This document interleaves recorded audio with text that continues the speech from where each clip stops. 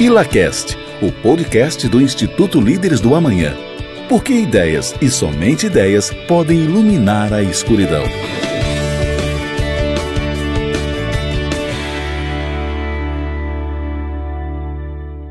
Sejam muito bem-vindos ao ILACast, o podcast do Instituto Líderes do Amanhã.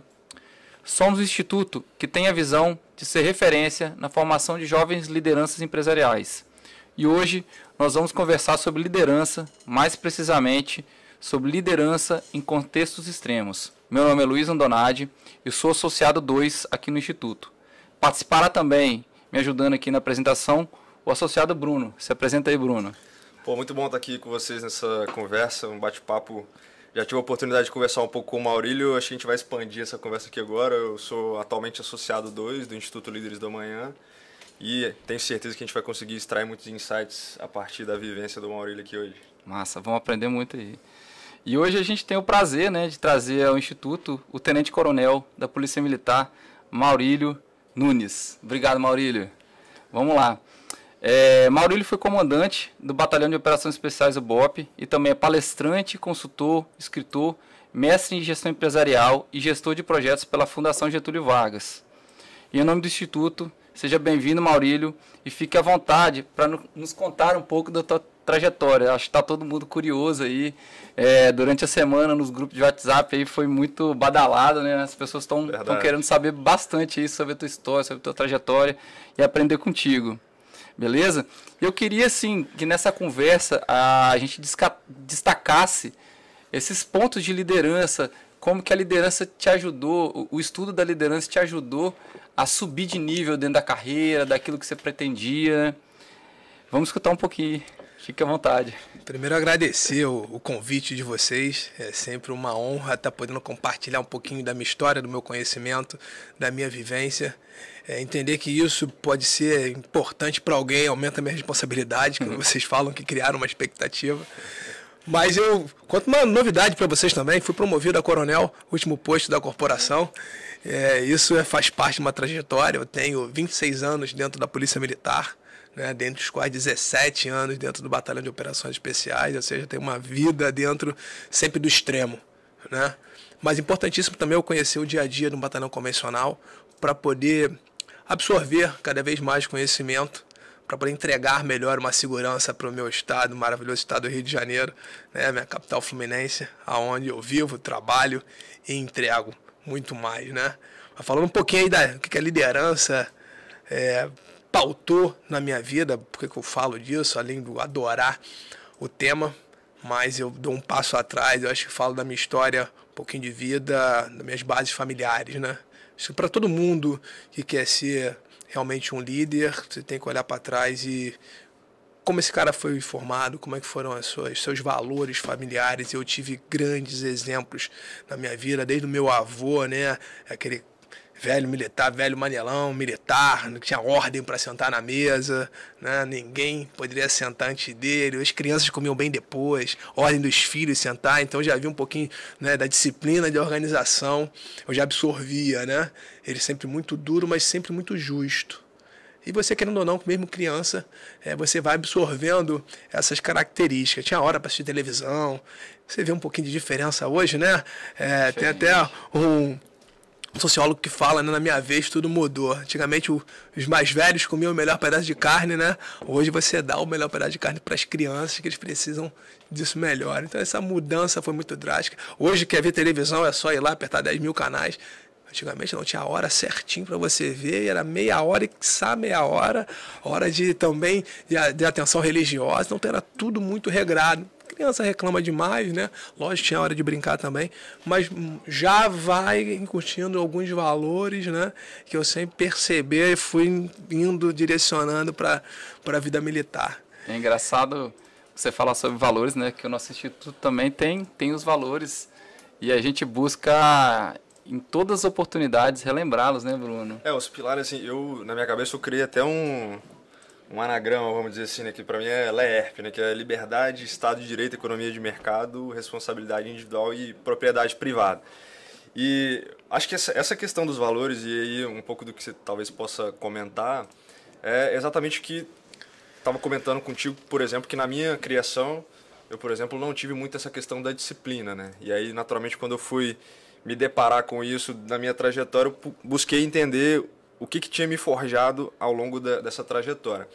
Mas eu queria entender exatamente pela sua criação, como é que isso foi essa virada de chave para que você entrasse dentro da Polícia Militar, um pouco desse contexto que você estava vivendo ali nesse momento, que foi esse primeiro contato que você teve ali com se tornando um militar, né? Como é que estava ali esse momento da sua vida para que a gente possa contextualizar um pouco para chegar hoje ao momento atual, né? Como você mesmo falou, né? Você teve uma experiência diferente e conseguiu criar a disciplina necessária para você crescer também. Não é pré-determinante, você tem que ter uma infância com esse tipo de disciplina para se tornar um cara disciplinado na vida adulta, né? Aquela história do pai com 2 filhos, pai alcoólatra e 2 filhos, um é alcoólatra e outro não. Você pergunta para os dois, por que você é alcoólatra, por que você é assim, o cara, porque meu pai era alcoólatra. E por que você não é alcoólatra? Porque meu pai era alcoólatra. Então, cada um vai tirar os ensinamentos da maneira que você tem essa percepção do mundo da vida, onde você quer chegar, né? Mas, no meu caso, por exemplo, com 13 anos eu perdi meu pai. Eu vim de uma família de classe média, né? E com a perda do meu pai foi drástico na organização familiar. Minha mãe teve que trabalhar ainda mais, era funcionária pública, dedicar ainda mais ao trabalho, né? E isso, eu tinha 13 anos, minha irmã 15, tinha um mais novo. Quase que, ó, vocês têm que se virar aí dentro de casa porque eu preciso trabalhar bastante para a gente poder estabilizar e voltar a crescer. Por isso, eu fui muito... ganhei muita autonomia de fazer as coisas. Mas que forma de autonomia? Em casa, cada um tinha a sua obrigação, né? Já lavei muito banheiro, já lavei muita louça e falo com o maior orgulho disso, né? Às vezes, meus amigos gritavam, vamos brincar, jogar bola, não posso, tô lavando banheiro. Eles riam, brincavam, eu falei, tô ajudando minha família, né? E sempre me lidei muito bem com isso, nunca fui de me vitimizar ou reclamar, ao contrário, né? Falei sempre com orgulho. E aí, tive uma formação técnica no 2º grau, sou técnico em edificações, né? Já buscando um posicionamento de trabalho, porque na minha cabeça sempre foi, eu tenho que tirar meu peso de cima da minha mãe, eu tenho que sair trabalhar, eu tenho que correr atrás do meu, né? Imagina, já tenho 2 irmãos, são 3 ao total, e eu vou dar meu jeito. E aí, a escola técnica, aí já fui para o vestibular, já buscando a engenharia e arquitetura. E algum amigo falou na faculdade, eu sempre gostei dessa área militar, e no pré-vestibular ele, olha, tem um oficial da Polícia Militar também. Eu falei, é mesmo? O que é isso? Eu não sei o que é isso. Ele, cara, você é oficial da polícia, você faz prova para lá. Eu falei, cara, interessante, que eu vou fazer também, né? Me inscrevi, isso foi em 95, 96 ali. 1996, e fiz os concursos, né? Tomei ferro em engenharia na UERJ, passei em arquitetura para a UFRJ, fiz habilidade específica já para me inscrever e recebi a carta na minha casa, você foi aprovado para o concurso da polícia, oficial da Polícia Militar. Eu falei, caramba, e agora? Essas opções na minha mão, eu com 17 anos, o que eu vou fazer na minha vida? Precisa decidir, né? Eu acho que é até pesado, né? Para um jovem de 17 anos, sem muita experiência, ter que decidir esse momento na sua vida, né? Minha mãe também não conhecia o militarismo, o princípio, ela, meu filho, você sabe o que é isso? Vai polícia, é risco de vida. Não, mãe, e aí eu decidi ir para a polícia, mas sabe o que foi mais forte e me inclinou a decidir ir para a Polícia Militar? Foi que lá pagava uma bolsa enquanto você estudava. Eu vi autonomia ali, já comecei a ver um caminho para desonerar a minha mãe. Então, na minha cabeça, naquele momento, falei, cara, eu já ganho minha bolsa, eu fico em internato ali de segunda a sexta, ou seja, tiro o peso de comida, alimentação, eu transporto da minha casa ali todo dia, que a polícia vai bancar, e eu já tenho uma profissão.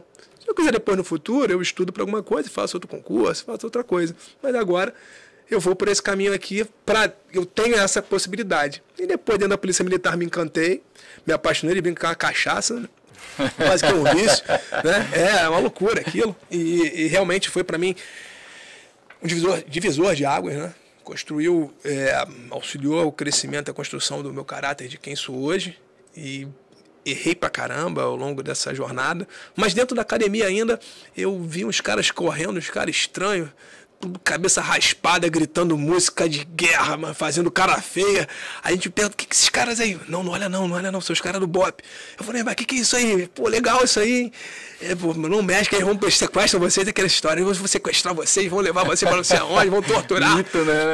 Mas é legal, precisa do mito, existe o mito, né? É importante isso também. Eu fui aprender depois, né? E eu falei, cara, sempre do que eu me propus a fazer, eu sempre me propus a ser o melhor, ou me destacar, fazer o meu melhor. Então, eu na escola, eu era o atletinho, corria pra caramba, fazia tudo quanto é atividade, joguei bola, cheguei a quase seguir o caminho do futebol, mas naquele momento, imaginei, eu já estava com 15, 16 anos, eu já passei na peneira no Madureira, estava começando a jogar no Madureira, é um clube do Rio de Janeiro, só que começou a confrontar com o estudo, aí minha mãe, olha, não dá mais. Você vai pro estudo, que aqui é muito arriscado, não vou mais sustentar isso. Porque tinha passagem e tudo mais, naquela época não tinha ajuda de custo do clube. E aí eu tive que deixar o futebol, né, para seguir o estudo, né, no segundo grau técnico. Mas eu adoro isso, conto essa história rindo com minha mãe hoje. E por um acaso, só uma vírgula, meu filho jogou no Madureira ano passado. Eu falei, olha, moleque, agora tá jogando, não adianta correr que tá no sangue. Pegando o gancho que você colocou aí, o tempo tá mais fácil pro seu filho, né? Já tá conseguindo jogar no Madureira. Ô Bruno, que belo exemplo de responsabilidade individual que a gente tá escutando aqui agora, né, cara? E tudo isso gerou esse cara, se eu tô na polícia militar, então esses caras são os melhores, eu quero estar nesse grupo desses caras ali. Então eu já comecei a fazer atividades específicas de treinamento para as operações especiais, querendo conhecer um pouco mais desse mundo, né, que ainda era muito fechado. E daí quando eu saí aspirante, logo em seguida fiz o curso de operações especiais no ano de 2000. Né? O BOPE ainda era muito fechado, ninguém sabia o que era, ainda batalhão de operações especiais, eu mergulhei com tudo, né? Fui novo pra caramba, tinha 21 anos de idade aproximadamente, quando eu fiz o curso, 21 para 22, e o curso foi muito duro, é um capítulo à parte aqui, de uma conversa só falar de curso, porque muitas pessoas vinculam o que é o curso ao filme Tropa de Elite, né? Eu falo, cara, se fosse o filme, eu faria todo ano. Isso é uma molezinha que tá passando ali. Você não sabe nem da missa um terço. Mas, brincadeiras à parte, por conseguir me formar no Batalhão de Operações Especiais e fui pra rua trabalhar. Naquela época, muitos problemas do Rio de Janeiro, como é cíclico, né? No ambiente carioca, de favelas, e eu comandando a patrulha. Primeira operação que eu já foi um grande ensinamento para mim. Eu, garoto, me achando um semideus com caveira no peito. Porra, sou indestrutível, sou super-homem. A gente cai pra dentro da favela, uma operação noturna complexa, mas a equipe já conhecia bem. E aí, toda hora que eu passava no beco, sempre na minha vez de passar no beco, eu tomava tiro. Eu passava no beco, me davam um tiro. Eu já desculpa o termo. Eu já, ficando bem estressado com aquilo, né? E eu tô vendo a equipe me olhar assim, meio com aquele risinho de canto de boca. Eu falei, que vocês vêm de quê, rapaz? O comandante. A gente já sabe que sempre o terceiro homem, ele sabe que é o comandante. E aí ele vê 1, 2 passarem rápido e já fica esperando o terceiro passar para dar tiro. A gente já sabia disso. O senhor chegou agora aqui, a gente esperou o senhor perceber também.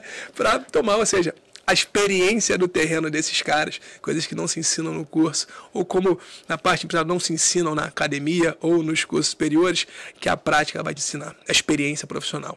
E como eu olhei para esses caras e aprendi com eles ao longo da minha carreira. Então, uma das primeiras lições que eu aprendi, sempre ouvir o meu soldado, sempre ouvir esses caras que estão ali na rua, ouvir a experiência profissional dele, que eu não tinha nenhuma. E tinham policiais ali com 20 anos de experiência operacional. Por mais que eu fosse oficial hierarquicamente superior a eles, e saber eu, com humildade, que é uma das grandes características dos homens de operações especiais, ouvir esse cara. Eu não deixava ele tomar o comando era meu. Mas eu era predisposto a ouvir a orientação dele para tomar a melhor decisão. E assim foi sequencialmente, sempre estando perto deles, criando essa experiência, né? E nesse meio, no ano de 2001, ou seja, eu já só tinha um ano, um pouco de BOPE, numa operação aparentemente de baixa complexidade, numa favela do Rio de Janeiro. A gente foi checar um informe noturno, e nada constatado, a gente já estava prestes a ir embora. Aí sabe os policiais, sedentos de querer uma ocorrência, eles, comandante, eu vou ali rapidinho na esquina, checar, que eles costumam ficar naquela esquina ali, eles, quando chegaram lá, emboscados.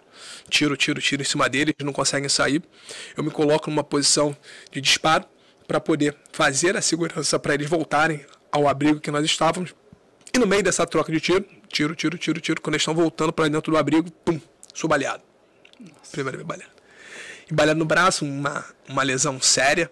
Estourou meu cotovelo todo, estourou o cotovelo, estourou o braço, ou seja, fui socorrido. Naquele momento a primeira preocupação era passar a liderança, passar o comando. Então meu subcomandante, eu falei, ó, faça isso, né? Fiquei preocupado de passar todas as orientações a ele, mas era um cara experiente, foi super tranquilo, e eu fui socorrido.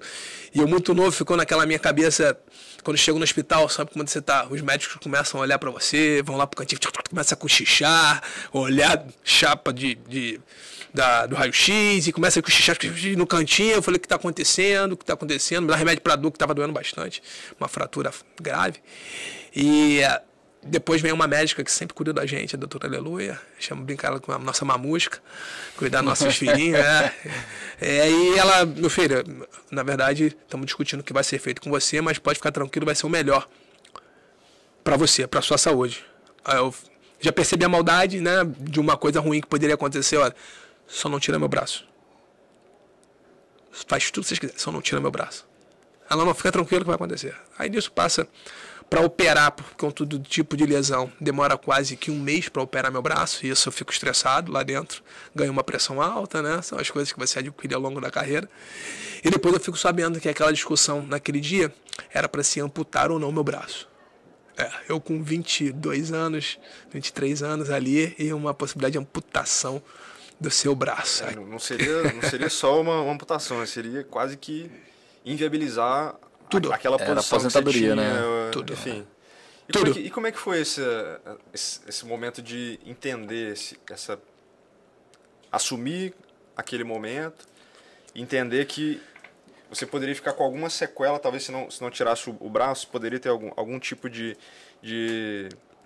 lesão adicional, enfim, poderia acarretar algum tipo se não tivesse aquilo, mas então, que a única coisa que você queria era que não inviabilizasse a sua carreira, ou o que você pensou naquele momento? Carreira, naquele momento ali, a minha cabeça era, cara, eu tenho muito a entregar ainda. Eu tenho muito a entregar. E para mim, naquele momento, a melhor forma de eu entregar é continuar operando. Talvez por pouca maturidade ainda, né? Mas eu acho que só daquela forma que eu poderia entregar. Que eu poderia fazer essa minha entrega com tanto conhecimento que eu tinha, com a caveira no peito. Você quer estar lá dentro junto com os caras. Você quer estar dentro do batalhão de operações especiais. Você quer operar, você quer produzir, né? Você quer fazer a diferença. Eu falei, não, eu vou continuar. E aí operou, né? Uma recuperação dolorosa, complicada. Meu braço, eu brinco, é quase mecânico, porque eu tenho um cotovelo refeito e foi feito enxerto de osso e placa. Eu tenho 2 placas, 16 pinos, cotovelo. Eu perdi movimento do braço com toda a recuperação que foi feita, né? Perdi 30% de movimento do braço. Eu ganhei uma praxe também, da pegada, mas foi o meu braço esquerdo. Com toda a recuperação que eu consegui fazer, que alguns falam, cara, você superou mais do que nós esperávamos, mas é a força de vontade e a cabeça humana é fenomenal quando você quer alguma coisa. Minha família queria que eu parasse ali. Minha mãe, eu te falei, meu filho, para, pelo amor de Deus. É sua mãe que está te pedindo. Não vai para ali de novo. Não volta para isso. Eu quero você vivo do jeito que você estiver. Sem um braço, menos um dedo, mas eu quero você do meu lado. Eu falei, mas quem disse que eu vou morrer, mãe? A probabilidade é risco. Eu tomei um tiro, agora não vou tomar mais não. Fica tranquila. Brinquei com ela, mas brinquei e veio. Então você vai no mesmo lugar, né? No mesmo lugar, pô. Eu tomei outro tiro depois, mas vamos em frente. Mas continuei. E graças a Deus, aquilo foi um grande ensinamento. E eu consegui continuar na carreira. Fui para outro batalhão, aprendi muito, errei muito. Voltei para o batalhão em 2007. Um comandante à época me chamou e ali talvez eu comece a entender um pouquinho mais a importância de ter um gestor, alguém para te guiar na carreira. E esse comandante à época, eu não tive um mentor, eu brinco que eu falo que tive vários mentores e foram vários comandantes. Eu soube assimilar, né, a orientação de todos eles, às vezes até contrariado. E ele, volta para cá, mostra o que você é capaz, mostra que você tem ainda muito a entregar, e aí a gente vai direcionar você aqui dentro do batalhão as funções necessárias. Aí eu voltei a operar de novo junto ao batalhão. Quando eu voltei a operar de novo no batalhão, mas por questões de carreira eu fui para um batalhão diário. Em 2007 voltei para o batalhão depois de 4 anos. Saí em 2003, voltei em 2007. E comecei a operar, fazer várias coisas e comecei a ouvir esses gestores. E aí tem uma curva de mudança na minha carreira que na época eu não entendi. E me senti até desprestigiado, né? Eu gosto de falar isso porque é a maturidade que você tem na carreira, né? Eu estava com aproximadamente 15 anos de carreira e ele, olha, agora eu vou precisar que você nos ajude na parte administrativa, vou te tirar um pouco das operações, principalmente na área de logística, onde a gente precisa ter uma entrada melhor aqui. Ele me explicou mais ou menos o projeto. Fiquei muito chateado, para não dizer o termo, e questionei a ele, por que o senhor está fazendo isso comigo? Eu estou operando, o senhor não está gostando do que eu estou fazendo, meu trabalho, estou rendendo, estou apresentando. Ele, não, mas ao contrário, não é isso. Eu preciso de você em outro campo de batalha, você está evoluindo. Ali eu não estava entendendo que ele estava me preparando para voos maiores, me preparando para assumir outras funções administrativas e assim crescer dentro da unidade. E aí eu comecei a trabalhar com os projetos, né, com logística e os projetos dentro da corporação.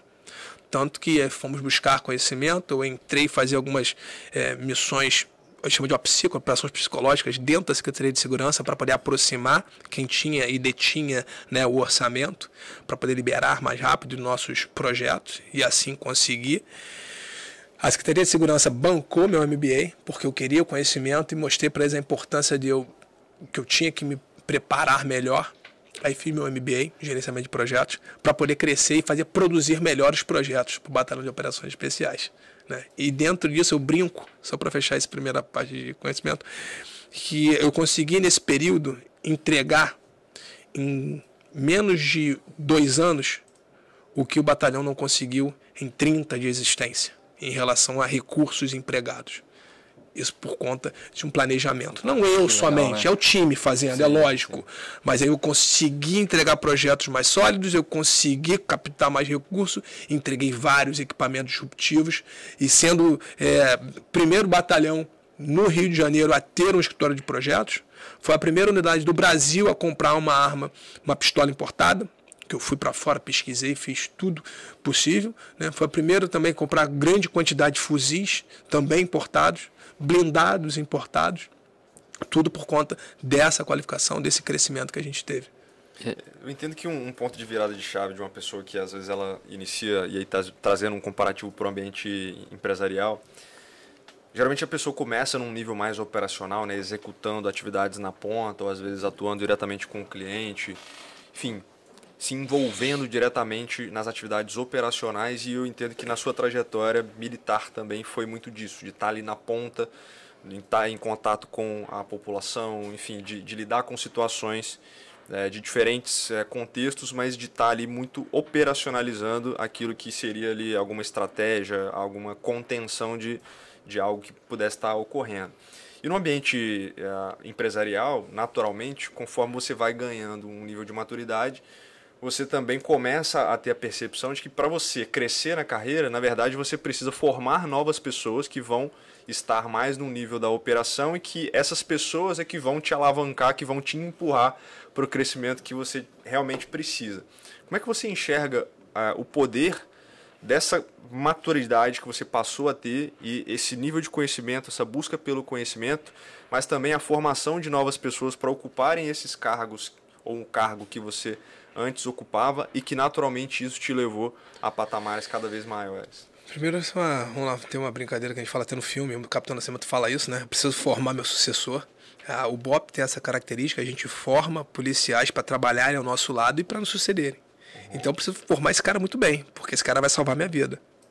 Eu não estou na faculdade que eu vou formar e jogar no mercado do trabalho. Eu vou formar esse cara para estar do meu lado combatendo e daqui a pouco ele tocar a operação. Pelo menos a parte de gestão. Então eu tenho que formar esse cara muito bem. Aí, porra, Aspira, preciso formar você, cara. Vamos embora que você é do meu sucessor, não aguento mais. Tem um limite aqui de estresse que eu tenho na minha carreira e na minha vida, porque o trabalho é muito estressante, você ficar direto na operação. Não que seja impossível, né? Tem praças lá que, estão quase 20 a 30 anos fazendo aquela batida. Mas não é o ideal, principalmente para o oficial, que ele precisa gerenciar aquela máquina. Porque não é somente você operar. Operar é entrega. O brinco fala que é a ponta do iceberg.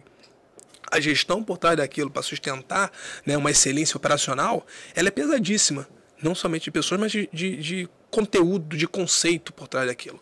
Né? Então eu tenho o conceito de gestão de pessoas, eu tenho a nossa melhora, né, e olhar para dentro e falar, olha, nossa logística realmente é um desastre, precisamos melhorar isso, não sabemos fazer projetos, vamos qualificar alguém para fazer projetos. E da mesma forma que eu me qualifiquei alguns praças para trabalharem comigo, né? Então eu dei conhecimento para essas pessoas crescerem, que eu precisava que outros ocupassem, mas eu não tinha essa visão naquele momento, né? O comandante falou, olha, faz isso que eu estou formando o outro para o teu lugar e para você subir. Aí depois eu chego no momento de gestor, eu olho para baixo com uma clareza muito maior. E tento falar para esses mais novos a importância dessas fases. Porque não é falado isso para a gente lá atrás. E a gente discutia na gestão, na minha época como comandante, será que a gente tem que melhorar essa projeção na carreira do oficial? Né? Deixar isso mais claro para ele saber cada momento que ele vai ter na carreira, onde ele tem que se concentrar, porque se deixar por ele por si só, ele vai querer só operar, e vai ter que fazer uma mudança. Então qual é o fluxo de carreira, né? O que ele vai ter? Então a gente estava discutindo isso, o Irá hoje, que é o comandante, que foi meu meu sucessor, ele é um cara fenomenal também, já começa a construir isso, ou seja, a sucessão que eu fiz no batalhão é uma sucessão contínua. Ele está construindo coisas que nós discutimos lá atrás e está conseguindo botar já em prática. Legal. E isso que é a mágica do negócio. O Batalhão de Operações Especiais tem essa possibilidade, né? Ter uma progressão mais lógica e linear das coisas para projetos que não somente que eu vou botar em prática, que eu discuti lá atrás, o Irá está botando em prática hoje. E só quem ganha é o batalhão e a sociedade. Eu queria voltar um pouquinho na tua história, para a gente não deixar passar batido um detalhe que eu acho assim, importantíssimo dentro da empresa. E as pessoas falam que às vezes não dá para fazer isso em órgão público, né? Você fez um papel de vendas ali, né? Para vender tua ideia, vender teu projeto, para trazer recursos. E às vezes a gente negligencia um pouco isso também, né? De achar que a gente precisa ser só operacional e não precisa saber um pouco de vendas também. A gente fala de gestão e fala de liderança, mas é importante também o líder saber, ter habilidade de vendas e saber vender a ideia dele, o projeto dele, para que a coisa aconteça. Senão, às vezes, a coisa morre na praia ali porque ficou só no campo da ideia, né? Eu queria registrar isso aqui porque... Olha, eu te falo aqui, e isso não foi por acaso. Tinha uma matéria, né, eletiva não sei se foi no mestrado, no MBA, acho que foi no mestrado, que era sobre vendas. Saiba vender. Eu achei aquilo meio estranho, porque eu não sou vendedor, mas era legal, você vai entender um pouquinho mais para usar isso. O cara tem um livro, eu achei que esse cara queria vender livro. Porra, ali ficava sábado. Eram 3 ou 4 sábados direto. Eu falei, cara, eu vou perder o sábado inteiro para sábado. Tá bom, vou lá ver. Cara, foi disruptivo. O cara mostrou cada fase da venda, cada momento de captação de atenção, venda de ideia, como fazer uma apresentação de vendas. Eu falei, caralho, é tudo conecta, é verdade. E hoje eu sou muito crítico quando eu vejo, por exemplo, um PowerPoint todo cheio de informação, todo construído de forma cansativa. Não vai vender isso nunca. Eu tento toda a minha forma de apresentar um projeto como se fosse vender, porque é uma venda. Então, qual é a informação, o que eu boto primeiro, né, para conectar a ideia? É o storytelling, cara. Você constrói ali isso tudo. Então você tem tantos... Ele mostra dados estatísticos. Você tem tantos minutos para absorver e captar a atenção dele, senão ele sai. Depois você tem tanto tempo para você vender seu peixe, para consolidar essa sua ideia e vender. Depois você tem tanto... Então tem tudo isso. Tem uma ciência envolvida. E olha que eu fiz essa matéria tem bastante tempo e o pouco porque isso é vasto conhecimento venda, né? Eu tenho hoje grandes parceiros de ensino que falam sobre venda, que eu falo, cara, esse cara é mágico, que realmente vai evoluindo cada vez mais. Mas o pouco que eu adquiri, eu já consegui colocar em prática e passo isso para todo mundo. Passo isso para os meus colaboradores hoje. Quando vai fazer uma apresentação, eu falei, cara, me mostra aqui. Olha, vamos diminuir isso aqui, seja mais objetivo aqui e tento construir de uma forma, porque o gestor não tem muito tempo. A execução é fundamental, né, cara? Então, a gente pensa que às vezes só o campo das ideias é o que importa, mas não, às vezes é planejar ali o suficiente, executar, avaliar os resultados e repetir, né? Então, a gente tem até para trazer aqui o livro, né, que a gente leu recente, Execução, então o livro fala bastante disso, então É legal isso que você falou, de olha, vamos fazer, pouco que eu estudei eu já coloquei em prática, então às vezes as pessoas acham que tem que estudar muito, que tem que ficar especialista naquilo. Não, cara, aprende um pouco, aplica, aprende um pouco e aplica. Muitas das coisas que vão acontecer, vai acontecer igual aquela questão ali do teu início ali, olha, é no campo que se aprende muita coisa. Né? É muito empírico, né? E conectando muito dessa vivência sua, do que você teve, principalmente no mestrado, enfim, de algo mais executivo e não tanto acadêmico.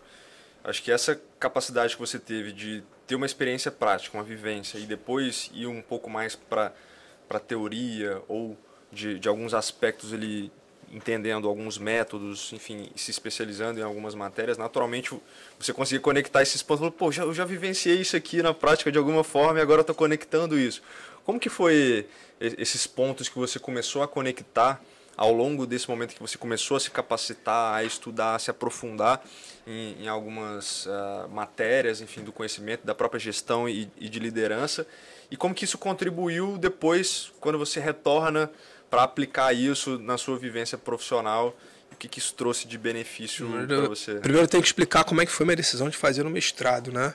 Eu já buscava mais conhecimento, um ex-comandante nosso fez um mestrado na FGV, falou só, apontou para mim, o próximo é você. Eu falei, oi? O próximo é você, se prepara. Mas se prepara assim, a prova ia ser em menos de 2 meses. Eu falei, comandante, que é isso? Ele sabia que eu tinha capacidade para isso, talvez eu não me reconhecesse para isso. Eu achei, pô, eu fazendo mestrado, mas que na FGV, cara. Ele estuda, tá aqui a matéria, fala com o fulano de tal, vai lá se inscrever, foi dessa forma. E eu, naquela correria, fiz a prova e passei. A decisão mais contundente ali é se eu ia fazer um mestrado executivo, né, com empresários, ou de administração pública, né? Alguns oficiais da polícia queriam, não, administração pública, você está de administração pública, você tem que aprender os processos, conviver, falar com quem executa. Já esse coronel falou, não, vai fazer o executivo.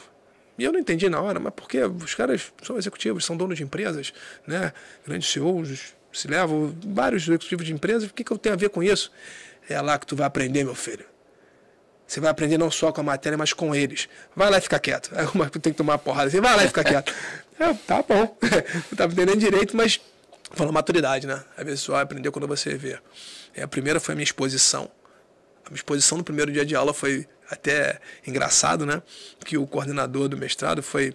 Eu achei que ia ficar quietinho, aos poucos eu ia contando para as pessoas o que eu fazia, né? Sabe, se devagarinho, para a pessoa ir acostumando, ambientando. Já de cara, quando abriu a aula, inclusive, atores, você quer mestrado, aí foi começando a aula. Inclusive, temos vários atores aqui participando do nosso mestrado. Inclusive um oficial do BOP, pô, você acusa aí? Ai, meu Deus. Levantei meu braço assim, meio sem graça. Não, levanta aí, guerreiro. Conta aí, porque todo mundo tinha se apresentado, né? Eu já fui o primeiro, sou o Major Nunes, do Batalhão de Operações Especiais, a turma já vai assim, ó, pum, e olha pra minha cara com um olho de Mônica, assim, caramba, tem um caveiro aqui com a gente, esse cara vai dar trote, esse cara vai explodir o quê aqui, né? Porque eu era um ser exógeno, eu não tô naquele meio. O que esse cara tá fazendo aqui? Mas ao ponto que toda essa estranheza vira, em determinado momento, vira uma certa admiração recíproca. E a gente tá no campo do win-win, todo mundo ganhando. Uma troca, eles querendo saber como é que é a nossa realidade, de risco de vida, e mesmo assim tanto engajamento, tanta entrega, eu quero saber como é que eles gerenciavam empresas de milhões, né? Isso ao longo da nossa jornada lá foi maravilhoso.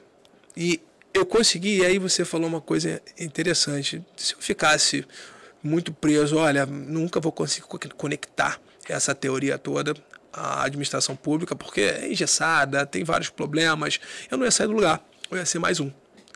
Mas eu entendia também que eu poderia adaptar todo esse conhecimento, não só teórico que eu aprendi pela FGV, mas também de experiência dessas pessoas nas empresas, que cada um tinha uma história, né, de erros, acertos, de crescimento, e assim foi acontecendo. Eu fui devagarzinho botando em prática alguns conceitos e conteúdo dentro do Batalhão de Operações Especiais, né, de gestão interna, e algumas vezes até conceitos da operação. Não a operação tática de tiro, mas o conceito de gerenciamento daquela missão. logística, como eu li a logística de uma forma diferente.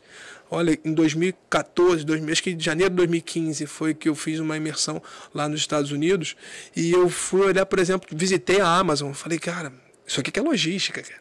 Esse movimento todo aqui, isso em 2015. A Amazon já era gigante. Eu falei, caramba, aquela cara de tu pequenininho, olhando aquela coisa gigante, mas querendo consumir tudo. O que eu posso aprender, né? O que eu posso aprender. E o que um pedacinho, eu não consigo fazer tudo aqui, Amazon, beleza, mas o que eu posso estratificar daqui que possa levar um pouquinho de conhecimento e melhorar a nossa ação? E assim eu fui fazendo ao longo dos anos, e esse meu compartilhamento de informações está até hoje com os meus companheiros de mestrado, converso com eles até hoje, ao ponto desse caminho, eu com mais com o meu grande amigo Alexandre Gurgel, escrevemos um livro também, A Elite da Gestão, todo executivo lidera operações especiais, a gente conta, né, casos meus e deles, sempre baseados em alguma doutrina, né, da gestão. E aí a gente caminha... Aí relaciona a experiência do campo militar com a experiência da gestão empresarial. Né? Isso, a vida de um executivo e a vida de um caveira, e a gente vai brincando, conversando, dando exemplos aí, né, ao longo desse livro. Mas, Maurílio, uma curiosidade que eu tenho, a gente ouviu falar muito sobre liderança. Naturalmente, a gente tem diversos autores sobre liderança, a gente tem cursos que falam sobre liderança, enfim, diversos contextos e experiências de diferentes pessoas que falam sobre liderança. Mas agora, liderança extrema, confesso que é a primeira vez que eu vejo. Explica um pouco desse conceito e o que ele traz com ele, que traz uma perspectiva diferente sobre liderança. Primeiro, como a gente fala, quando eu coloco esse termo para se discutir, eu falo muito de contexto. Você não pode falar de liderança sem falar em contexto. O contexto que o Batalhão de Operações Especiais vive é só em contexto extremo. Ninguém me chama ali na esquina para tirar um gato da árvore. A pessoa vai chamar o BOP quando toda a cadeia de segurança falhou ou não conseguiu atender um problema.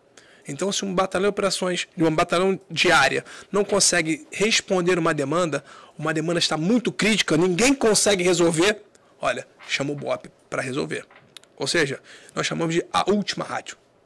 Nós somos a última barreira. Quando ninguém consegue fazer nada, o batalhão de operações especiais vai lá e decide. Ou seja, eu só trabalho em contexto extremo. Eu só trabalho no caos. Eu não trabalho na zona de conforto, sentadinho no ar-condicionado, pensando, fazendo testes se eu vou conseguir fazer ou não. Vamos passar uma pesquisa aqui para ver se o pessoal vai gostar disso ou não. Não, ali eu tenho que decidir. E uma das principais características, né, da liderança sistema também é a compressão de tempo. Eu não tenho muito tempo, eu preciso decidir. E essa decisão, muitas das vezes, vai definir sobre uma vida. Então, essa experiência que eu trago, na verdade, falo sobre liderança extrema, nesse contexto extremo, a gente começa a olhar para o mundo hoje que estamos vivendo cada vez mais num contexto extremo. Como muitas pessoas já devem conhecer, é um mundo bunny, né?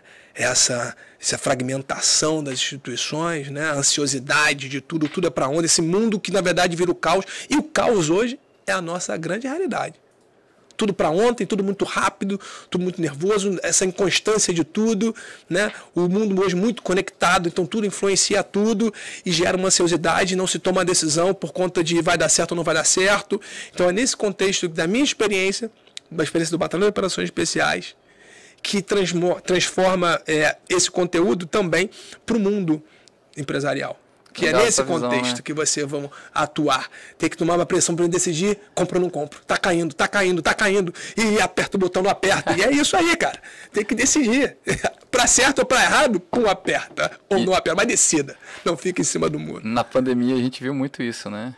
Empresários que procrastinaram durante anos certas decisões, chegou no momento que tiveram que tomar decisões importantes em um período muito rápido. Então, a partir disso, acho que a chave virou ainda mais, né? Tá tudo muito mais rápido. E isso não vai mudar. Agora a nossa realidade. A tendência é aumentar. E como gerenciar, não somente você levar uma empresa, né, ao crescimento, ou a não morte também. E a pandemia foi uma coisa assim, independente de crença, religião, foi uma coisa de Deus, obrigou a todo mundo a tomar decisões, não tem mais isso, tem que decidir, vai ficar online ou não vai ficar, empresas que estavam demorando anos, fazendo grandes estudos, né, sobre o híbrido ou não híbrido, Não vai ter que decidir. E tomou goela abaixo e aconteceu. Muitas foram bem-sucedidas, outras mais ou menos. E aí outros aplicativos que não eram nada viraram bilionários. E o cara não esperava tudo isso. Bem, a pandemia, olha quanta coisa aconteceu. Rápido, né? Muito rápido. E aí do caos você também pode ver a oportunidade. Que muitos viram lenço para chorar. Alguns, mas eu posso também ajudar aqui a arrebentar. Eu posso ir por aqui também crescer. E aí nós começamos assim, tá leve. Ô Maurílio, por falar em oportunidade, já que a gente está falando de carreira, conta um pouquinho pra gente aí como é que foi para você entrar aí no G4 Educação, como é que está sendo essa experiência. Eu acredito muito em conexão, né? A energia acaba aproximando as pessoas. Eu participava de um evento, né, em Itu, na base Armalite, uma base de treinamento maior da América Latina, batendo com as melhores bases de treinamento americanas, que lá durante o evento eu conheci o gestor, né, do local, e ele conhecia o Thales. O Thales também adora arma, adora atirar. E já conversava, ele sabia eu já dava palestra e tudo mais, e cara, eu acho que tem uma pessoa que eu posso te apresentar que vai conectar muito com o que você faz. E é um cara super empreendedor, tem uma visão diferenciada do mundo. E eu virei fã do Thales também, um moleque super do bem, a cabeça acho que funciona em outra rotação da nossa, né? Então, Foi um network absurdo. Direto, né? E olha que interessante, a gente começou a bater papo e conversar. E ele já tinha um projeto para colocar de pé. Que ele gosta muito dessa liderança militar, ele gosta do esporte, né? Ele gosta muito disso, ele briga, fala, pô, eu sou um policial frustrado, porque eu queria ser, mas, pô, você quer trocar comigo, tá? Eu acho que não. Tá indo muito bem aí, cara, fica por aí. Ele só vem fazer por hobby a brincadeira que você faz de vida tiro, né? As coisas que ele faz. Mas, enfim. E ele já tinha um projeto de colocar de pé uma forma de ensinar liderança um pouco diferente, nesse contexto um pouco mais do âmbito militar. E quando começa a conversar com ele e começa a convergir ideias, né, conteúdo, valores, ele, cara, agora eu vou botar de pé. Foi um cruzamento realmente no momento certo, na hora certa, nós dois. Ele já tinha um outro parceiro que ele já estava buscando, e aí foi o Fábio Gurgel, que é o professor dele da Aliança de Jiu-Jitsu também, um cara fenomenal, fora de série. Ele eu tenho um pouco de inveja, a falar a verdade.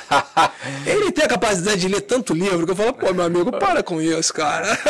E discutir com ele no nível, eu falo, cara, eu tenho uma inveja boa de você, e você sabe disso, mas eu falo isso pra ele numa boa, que eu quero cada vez mais consumir livro como ele consome conteúdo, cara. É muito legal isso. E criou-se, né, a imersão do G4 de liderança, sendo os mentores, eu e o Fábio Legal. Gurgel. E o interessante quando você tá com pessoas que te arrastam para cima, né?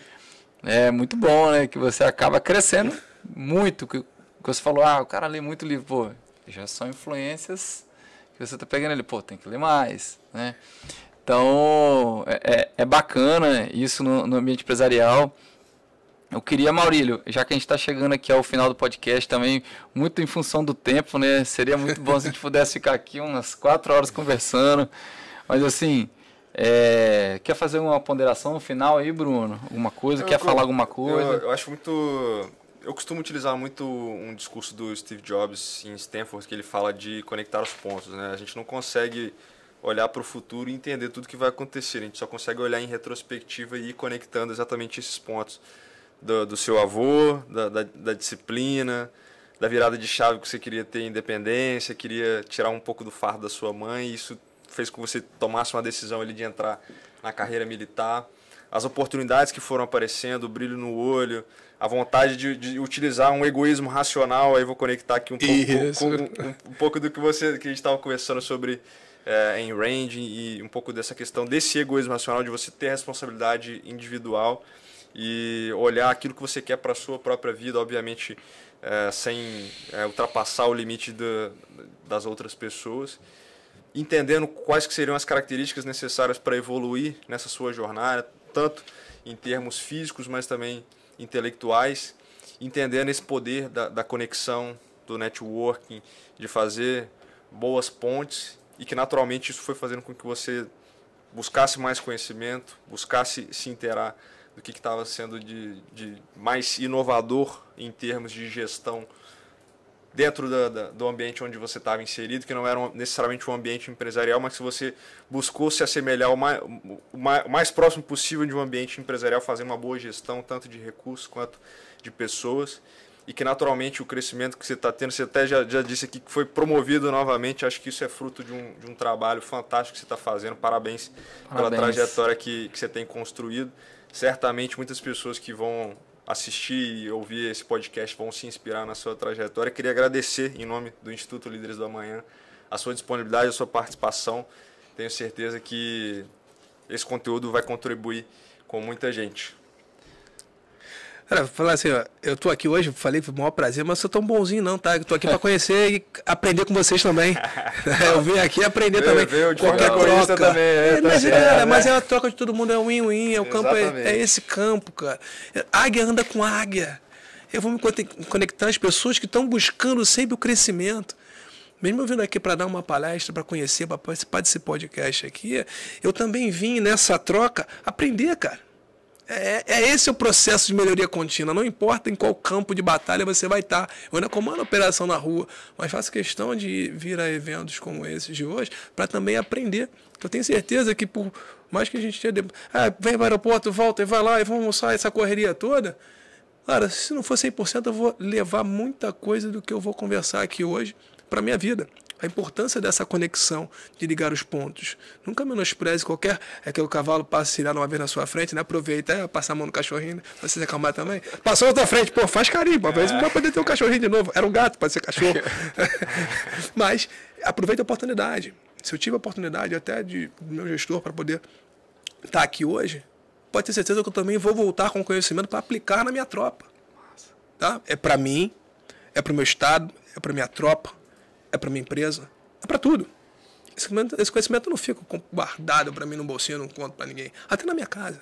E que você não tem como fazer uma conduta, né, na rua e ter outra conduta em casa. Minha conduta é linear. Né? Os meus valores compartilhados são lineares. Eu arrumo a minha casa, tá? Arruma e sou chato também. Se achar minha pia tem que estar limpa, eu não vou deixar lixo em cima da pia. E quem lava a louça sou eu, marradão, não levava lá atrás? Continua lavando, pessoal, no maior tranquilidade. E como que, ouvindo você falar assim, como que você não existe possibilidade de você não linkar a liderança com humildade, né, cara? Tô saindo daqui aprendendo bastante aí contigo e já de cara tendo essa lição, né? Que um líder de verdade, a primeira coisa que ele tem que fazer é saber escutar as pessoas. Obrigado, Maurílio. Foi um prazer, cara, para mim, pro Bruno, pro Instituto, ter você aqui nesse podcast. E eu queria também pedir pro pessoal que está acompanhando aí nas redes sociais para curtir, né, as nossas mídias, o Instagram, o Facebook, o canal do YouTube. E até mais, pessoal. Obrigado. Um abraço. Abraço, força e honra, caveira.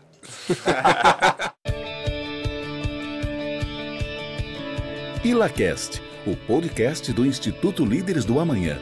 Porque ideias e somente ideias podem iluminar a escuridão.